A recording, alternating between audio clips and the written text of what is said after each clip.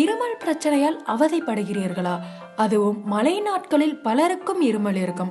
அதனை போக்க எளிதாக வீட்டிலேயே செய்யக்கூடிய டிப்ஸ் தெரிந்து கொள்ளலாம்.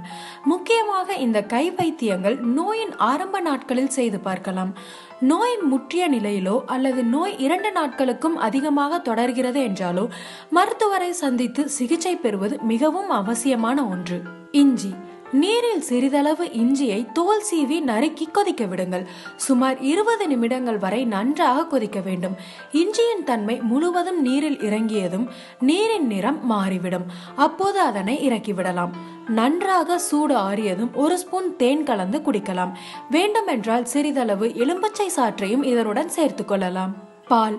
நன்கு காய்ச்சிய பாலுடன் 1 சிட்டிகை மஞ்சள், மிளகு சேர்த்து குடித்து வர வறட்டு இருமல் வந்த இடம் தெரியாமல் ஓடிவிடும்.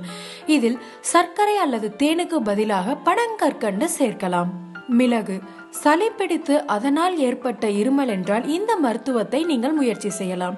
1 தேக்கரண்டி தேனுடன் சிறிதளவு மிளகு கலந்து அப்படியே சாப்பிடலாம். அல்லது சூடான நீரில் தேன் மற்றும் மிளகு கலந்தும் குடிக்கலாம். வெங்காயம். 1 வெங்காயத்தை உரித்து நன்றாக நசுக்கிக் கொள்ளவும். அதனுடன் 1 ஸ்பூன் எலுமிச்சை சாறு தண்ணீர் சேர்த்து கொதிக்க வைக்கவும். இதனுடன் 1 டேபிள் ஸ்பூன் தேன் சேர்த்து கொள்ளவும். சூடு ஆறிய பிறகு இதனை குடிக்கலாம். வெங்காயம் சளி இருமலுக்கு மிக நல்ல மருந்தாகும். தேன். தொண்டை வறண்டிருந்தாலும் இருமல் ஏற்படும். அதனை தீர்க்க தேன் சிறந்த மருந்தாகும். வெறும் தேனை எடுத்தும் சாப்பிடலாம். அல்லது தேனுடன் சிறிதளவு 1 ஸ்பூன் எலுமிச்சை சாறு கலந்தும் பருகலாம். இந்த மாதிரி எளிய வகையான ஹோம்மேட் டிப்ஸை உடனே தெரிஞ்சுக்க நம்ம சேனலை மறக்காம சப்ஸ்கிரைப் பண்ணுங்க.